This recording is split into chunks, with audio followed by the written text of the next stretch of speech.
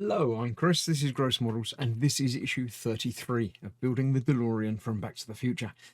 The doors, the gull-wing doors, they're just iconic, aren't they? I mean, I know some other cars have them, but it's so unusual that I've never actually seen a car in real life that's got doors that open like that.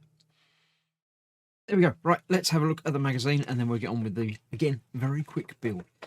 In this issue, we're going to be fitting the fuel tank bottom, basically putting the other side on the fuel tank, and the battery box cover, and some screws hold that in place. That's it, really. Nice and easy. Yeah, it goes on, it gets screwed in place, and that's it. Then we clip the battery cover over the top so you can get the batteries changed when you need to. And it should look much like that. I think it's going to look very much like that indeed. So before we do that, let's have a look through the rest of the magazine. I'm not sure. Oh, right. I was going to say, why are we talking about Roger Rabbit? But it's because Robert Zemeckis went straight from Back to the Future to making Who Framed Roger Rabbit. Pretty cool. I did enjoy that. I've watched it fairly recently, and it still stands up. The mixing of cartoon and real life just works. Right, the different side to the rundown unloved high school in 1955. It looks a little bit nicer. It looks cleaner, but then again, you know, it was graffiti before. It wasn't then, because things change. Next time, we are looking at the chassis front upper. That's quite nice. I don't know about the big round bit, but we'll find out about that next time. This time, this is what we're going to be doing. I'll bring a car in and we'll get that fixed, and it will only take another minute or two. So I'm sure it'll be done very quickly. Right, we've got the car. We've got some screws, LM and BM screws. We have the battery cover, and somewhere under here, there we go, we have the plate that we're going to be fitting on there now. That's basically just going to fit over there like that. The battery cover will just snap in place as and when we need it to, so you can get it off to change the batteries.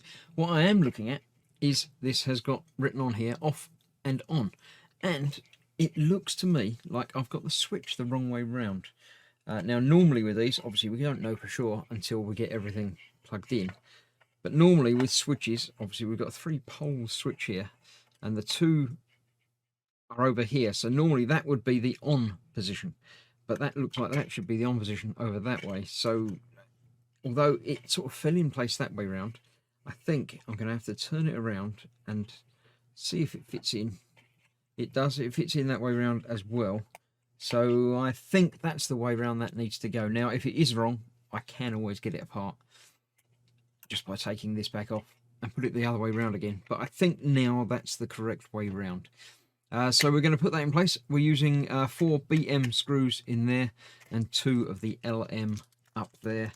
It's not difficult. It's not rocket science. There's only very few parts to fit this time round, and it's pretty self-explanatory. So let's get a few of those in. There, is that feel like it's tightening down anywhere, but it is. Get that one over there done as well. Get all of these screws in before we tighten down, just to make sure everything lines up as it should. One there.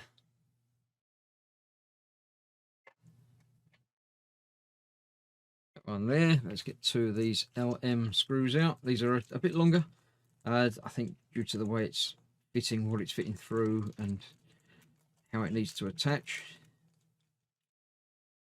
Probably could have got away with other screws, but why not? Nice to have a little bit of complication, just to make things a little bit more confusing for everybody building along. Why not? Confusion is lovely, isn't it? Why make it easy when you can make it more complex? So that's that, and that's that one.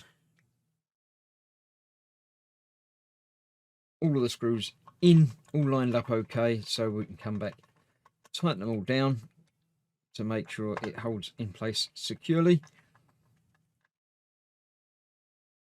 There we go. That one.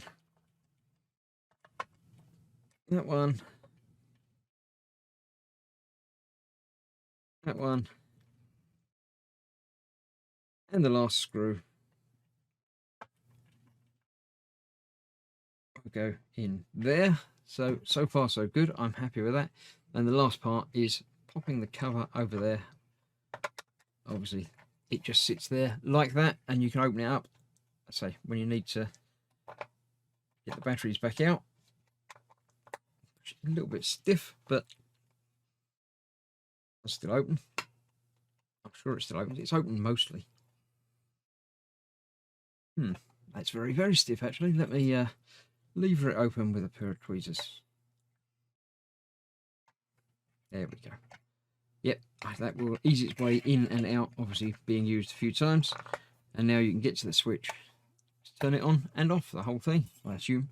That's that. That is the end of this part of the build. So I shall see you very shortly for the next one. And other build series, obviously, along the way. So thank you very much for watching. Stay safe. See you soon. Bye-bye for now.